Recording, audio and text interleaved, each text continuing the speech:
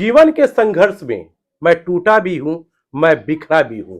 ऐ जिंदगी तेरे ठोकरों से समझकर आज मैं निखरा भी हूं।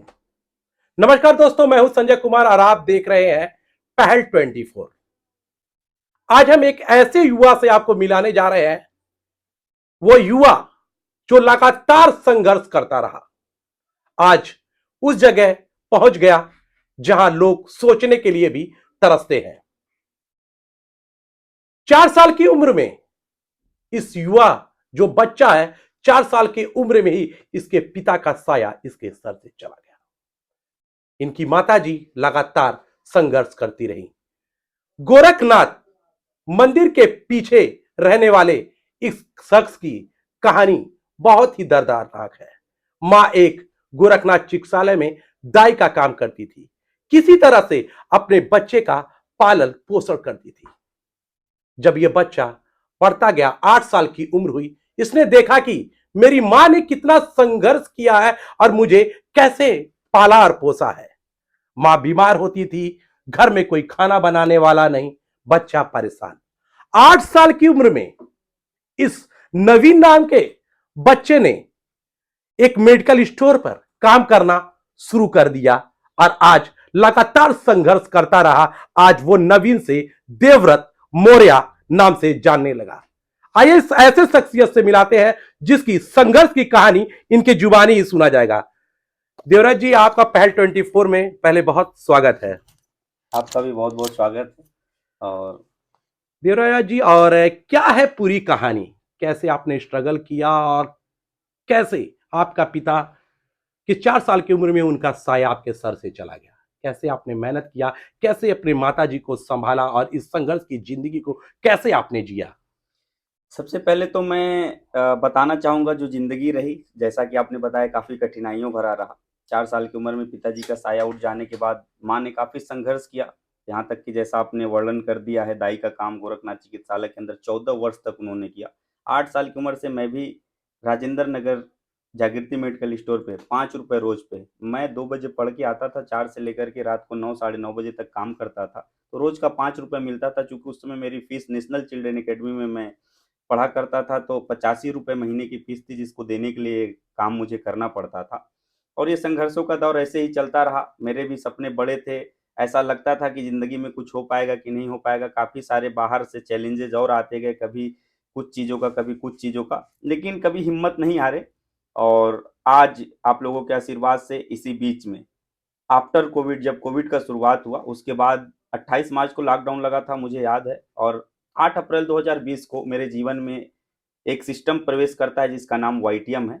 और पूरा नाम Yasika trading and marketing private limited company, Raipur Chhattisgarh से बिलोंग करती है। उसके chief managing director and CEO mister Kamal Narayan Sahu, जो आज मेरे गुरुवर भी हैं, उनके द्वारा बताए गए इस प्लेटफॉर्म को मैंने एक्सेप्ट किया और लगा कि यहाँ से अब बड़ा किया जा सकता है। और धीरे धीरे कारवां चालू हुआ। आज मुझे काम करते हुए इस सिस्टम में 45 महीने 9 दिन हो चुके हैं। 45 महीने 9 दिन के अंदर मेरी जिंदगी फर्श से अर्श पे जा चुकी है। आज मैं जहां आपसे मिलने आया हूं, मैंने देखा था कि लोग बताते हैं, मैंने अगल बगल वालों से बात भी की, एक झोपड़ी का मकान हुआ करता था और आज एक ऐसी बिल्डिंग यहाँ पर खड़ी है। कैसे आपकी इतनी हिम्मत आई? बहुत ऐसे लड़के हैं जो ऐसे युवा है आपकी उम्र के, जो लोग हैं जो नशे के लत में है और वो युवा कुछ कर नहीं पा रहे, आगे नहीं बढ़ पा रहे। और बहुत लोगों को, युवाओं का ये भी कहना है कि मेरे पास पैसा नहीं है, मैं बिजनेस नहीं कर पाऊंगा। ऐसे युवाओं को क्या सीख देना चाहते हैं आप? एकदम बिल्कुल सही बात है कि एक कमरा था जिसमें 3 साइड दीवारें नहीं थी, यहीं पे मैं और मेरी माँ अपनी ज़िंदगी को गुज़ारा करते थे। और आज आप लोगों के आशीर्वाद से अभी मैं एक नया मकान, अपने ड्रीम होम कह लीजिए, छोटा ड्रीम है, अभी तो फार्म हाउस वगैरह काफ़ी चीज़ों की तैयारी चल रही है। तो ये जो सफ़र रहा है, ये काफ़ी खूबसूरत रहा इधर। और ज़िंदगी में मैंने एक चीज़ सीखा है कि जब ऊपर वाला आपको संघर्ष दे रहा हो, तो वो आपको अगले बड़े लेवल की तैयारी के लिए आपको तैयार करता है। तो वही तैयारी आज ईश्वर ने मुझे दिया। पिताजी का साया तो छीना, लेकिन जो मुझे मजबूती मिली संघर्ष के दौरान, वो आज मुझे प्रतीत होता है। और आज की युवाओं को सिर्फ एक ही बात कहना चाहूँगा कि आप बिल्कुल डिस्ट्रैक्ट मत होइए। आप बिल्कुल केवल नौकरी के लिए पढ़ाई मत कीजिए। आप पढ़ाई करके कहीं न कहीं जीवन में बहुत ऐसे रास्ते हैं जिसको आप अपना करके, जैसे मैंने नेटवर्क मार्केटिंग को अपनाया, लेकिन नेटवर्क मार्केटिंग को बहुत सारे लोग हेय दृष्टि से देखते हैं। नेटवर्क मार्केटिंग की सही पहचान क्या है, इसको पहले जानिए। सही नेटवर्क मार्केटिंग किसको बोलते हैं, इसको जानिए। आप उत्पाद बेस में हैं, या पोंजी स्कीम में, या मनी रोटेशन में, आरओआई प्लान में है। आप अगर उत्पाद बेस में है तो आप एकदम 100% सुरक्षित है और आप हमेशा कॉलर टाइट करके यहाँ से बड़े सपने को पूरा कर सकते हैं। लेकिन अगर आप मनी रोटेशन में है, पैसे के बदले में पैसे देने वाले आरओआई सिस्टम, पोंजी स्कीम में, तो एक न एक दिन आप फंसेंगे और आपका पूरा काला साम्राज्य धरा का धरा रह जाएगा। देवराज जी, इस बातों पे आएंगे, इस मुद्दे पे आएंगे कि आपके क्या पहले मैं ये जानता हूं कि लोग आपके मोहल्ले के जो आपके दोस्त हैं, मित्र हैं, कहते थे कि नवीन जो कभी प्लेटिना गाड़ी से चलता था, उसके पास पैसे नहीं हुआ करते थे, वो भी उसने बताया जाता है कि आपने सेकंड हैंड वो बाइक आपने खरीदी थी, जी। और कभी कभी तेल के पैसे नहीं रहते थे। तो वो आज का दिन और उस दिन का दिन सोचते हैं तो कैसा महसूस होता है आपको? उस दिन को सोचा जाता है तो रोए खड़े हो जाते हैं और आंख से आंसू आ जाते हैं कि क्या दिन थे वो, कि सेकेंड हैंड बाइक के लिए भी कितने साल हम लोग तरसे थे। उसके पहले साइकिल भी नहीं हुआ करती थी, साइकिल लिए। लेकिन आज आपके आशीर्वाद से पिछले 4 सालों के अंदर जो कारवां खड़ा हुआ है, आपके आशीर्वाद से 4 लग्जरी गाड़ी आज मेरे पास, फोर व्हीलर, जिसमें मैं अधिकतर तो बाई फ्लाइट सफर करता रहता हूँ, लेकिन जब रहता हूँ तो उससे काफी आनंद आता है। और आज काफिले में 4 फोर व्हीलर है, बाइक है, सारी चीजें अपने पास उपलब्ध है। वो दिन में एक ही चीज नजर आता है कि जो आज के डेट में लोग, अवसर तो आता है, कुछ लोग अवसर को दीवार समझ लेते हैं, कुछ लोग अवसर को द्वार समझ लेते हैं। तो मेरे को भगवान ने सद्बुद्धि दिया, मेरे पास अवसर आया वाईटीएम का, तो मैंने इसको द्वार समझा और आज जिंदगी हरिद्वार की तरह मजा कर रहे हैं। जी जी, कहा जाता है कि कई जगह आपने जॉब किया, पहले मेडिकल स्टोर पे जॉब किया, बताया जाता है पीडब्ल्यू, और कुछ दिन तक आप मीडिया में भी रहे हैं। जी। और हम लोग मीडिया से ही आपसे हमारा परिचय हुआ जी। था। हम देखते बहुत आप संघर्ष करते थे, जी। लगातार आपके, मैं देखता था कि कभी आपके पास अच्छे कपड़े भी नहीं हुआ जी। करते जी। थे। जी। तो आज क्या लगता है कि कभी ये भी बताया जाता है कि कभी अपने आप चाचा से कपड़ा, शर्ट, उनका शर्ट पहन के जी। चले जाते थे। तो कभी लोग बोलते थे, आप लोग बताते अपने कि कौन-सा शर्ट पहने हो, अपने पापा का पहन के आए हो या चाचा का पहन के, तो कैसा महसूस होता था आपको? देखिए, संघर्ष के दौरान जो चीजें मिलती है, कहीं न कहीं उससे बहुत कुछ एनर्जी मिलता है। और उस समय लोग सही ही बोला करते थे, कहीं न कहीं जो सच्चाई था वो सच्चाई था। लेकिन आज इन सभी चीजों की पूर्ति ये दर्शाती है कि अगर आप मेहनत संघर्ष करेंगे, तो आप हर सपने को पूरा कर सकते हैं। और आज आप लोगों के आशीर्वाद से जो दिन कभी हम लोग सोचे भी नहीं थे जीवन में, कितनी जल्दी इतनी बड़ी सफलता को प्राप्त कर पाएँगे।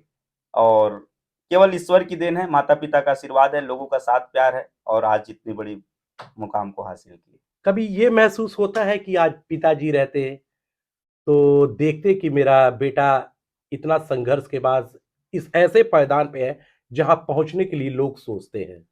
बिल्कुल।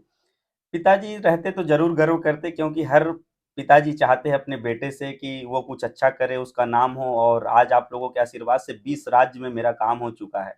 और जहाँ जाते हैं, जिस एयरपोर्ट पे उतरते हैं, केवल लोगों को जानने की देरी होती है और वहाँ 100-200 की भीड़ लगती है, देरी नहीं लगती है। तो एक आज लाइफ़स्टाइल जो है बिल्कुल रॉक स्टार की तरह है।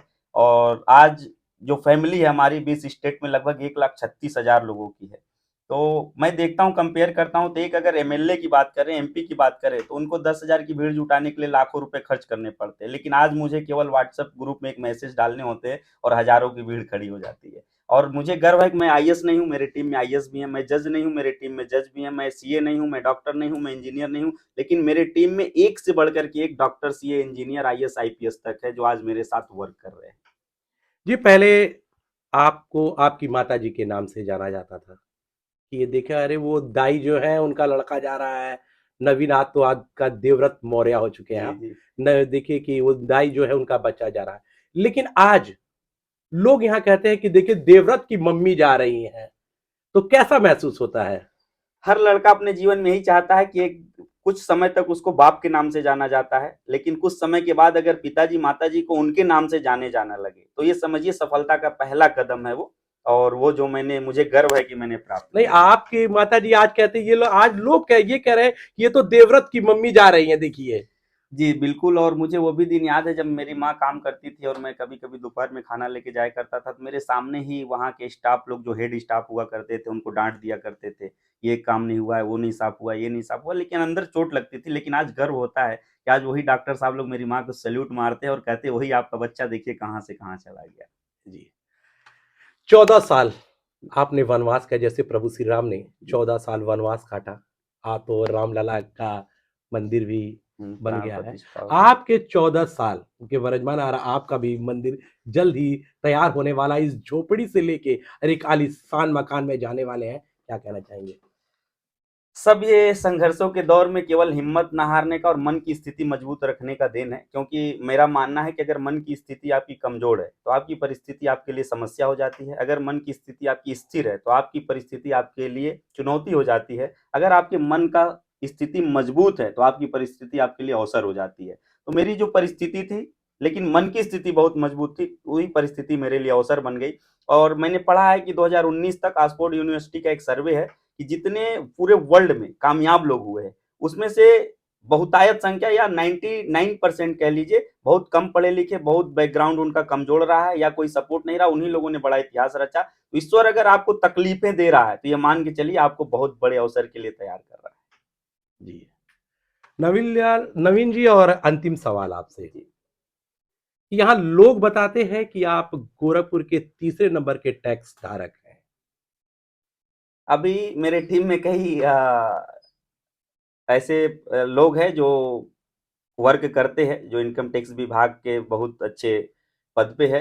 तो कहीं न कहीं उनके घर के लोग करते हैं, तो वो लोग जब हमारी फाइल चेक की, उन्हीं लोगों ने बताया, तो मुझे मालूम भी नहीं था कि आपकी फाइल ऑडिट हो रही थी। उसमें चेक किया जाता है कि इसका क्या कमी है, क्या, तो आपका 1 नंबर पे निकला और आप गोरखपुर में प्रेज़ेंट टाइम में 3rd या 4th पे ऐसे चल रहे हैं। तो गर्व होता है कि जो लड़का कभी 150 रुपया महीने पे काम किया हो, आज उसके महीने का जीएसटी ही 7-8 लाख रुपए जा रही हो। आईटीआर के माध्यम से सालों का लगभग 2500 लाख रुपए जा रहा हो, तो गर्व होता है इस पे कि देश में हम कुछ योगदान दे पा रहे हैं। आज जो देश का विकास है, आज जो हमारे सेना के जवान है जिसको सैलरी जाती है, कहीं न कहीं उसमें मेरा कुछ परसेंटेज तो है, जिससे मुझे गर्व हो रहा है आज। आज के युवाओं को क्या संदेश देना चाहते हैं? आज के युवाओं को एक ही संदेश देना चाहेंगे, आज के व्यापार को समझिए, बिना पूंजी के भी अपने सपने को साकार किया जा सकता है, बिना किसी फ्रस्ट्रेशन के, बिना किसी के साथ चीट किए। और जो आपकी उम्मीदें हैं, जो आप सरकार से लगा के बैठे हैं, वो सपने को छोड़ करके एक निजी सपने में आइए और निजी सपने में एक ऐसे व्यापार को अपनाइए जहां से आज एक दूसरे का हाथ पकड़ करके, एक दूसरे को संभाल करके, ना किसी एजुकेशन की जरूरत है, ना किसी पर्सनालिटी की जरूरत है, ना यहाँ जात पात देखा जाता है। यहाँ हर वर्ग के लोगों का एकदम सामूहिक प्रयास और सामूहिक विकास के साथ एक साथ आगे बढ़ा जाता है। और नौकरी का अगर आजकल बात करें, मैं विरोधी नहीं हूं नौकरी का, लेकिन एक लाइन जरूर बोलना चाहूंगा कि एक अकबर इलाहाबादी शायर थे, उनका एक लाइन है कि क्या कहे अहबाब, अहबाब का मतलब होता है वंशज, क्या कहे अहबाब क्या कारे नुमाया कर गए, बीए करी नौकरी करी और मर गए। तो ये जिंदगी में ना हो, अगर खुद सफल हो रहे तो अपने माध्यम से कम जीवन में 10 लोगों को सफल बनाइए। और आज मैं बहुत खुश नसीब हूं, मेरा एक टारगेट है 2027 तक मैं एक मिशन पे काम कर रहा हूं। मेरा मिशन है 2027 तक 1000 लोगों को करोड़पति बनाना, और मैं ऑलरेडी 100 से ज्यादा लोगों को बना चुका हूं। आज मेरा 1,36,000 के परिवार में आने वाले 2030 तक का जो मेरा टारगेट है 10 लाख लोगों का परिवार और 2.5 लाख लोगों को कम से कम 1 लाख रुपया महीना जा रहा हो, जिस पे हम लोग काम करना चालू कर दिया और वो प्रत्यक्ष रूप में लोगों को दिखना चालू हो गया। और प्रत्यक्षम किम प्रमाणम, प्रत्यक्ष को प्रमाण की जरूरत नहीं होती है।